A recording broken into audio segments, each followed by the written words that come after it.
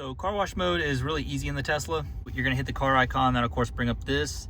Then you're gonna go down to service, and then you're gonna see car wash mode. All right, mine was blurred out because I had the car charging, so I went ahead and unplugged the charger. So you're gonna click car wash mode, enter car wash mode. And what that's gonna do is gonna recirculate the air. It's gonna make sure that the automatic doors don't come open like in the Model S's where they flip out. It's gonna turn the windshield wipers off. It's gonna turn Sentry mode off, and then it's gonna lock the charging port door. Now this is good for just like the normal manual spray car washes, or if you're just washing at your house. Automatic car wash are also gonna have to go to neutral. So on the Model S, pretty easy. Mash the brake, hold, it'll go into neutral.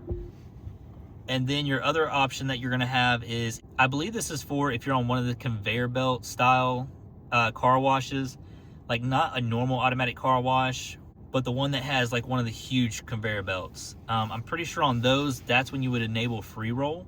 But for a normal automatic car wash, you're just gonna have to have it in neutral.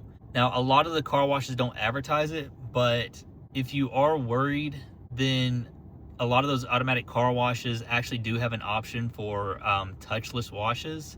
What that's gonna do is it should cut off like all the buffers and fans and stuff, and then you're just getting sprayed with the water and the soap and stuff. But that's it, pretty simple. Then when you're done, you can exit car wash mode.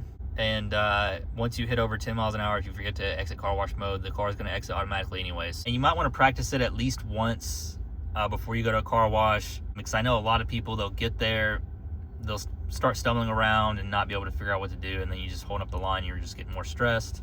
Probably easy to just avoid the situation, just run through it once, and then like once you do it the first time, like you have it from there. It's pretty simple. Hope that helps.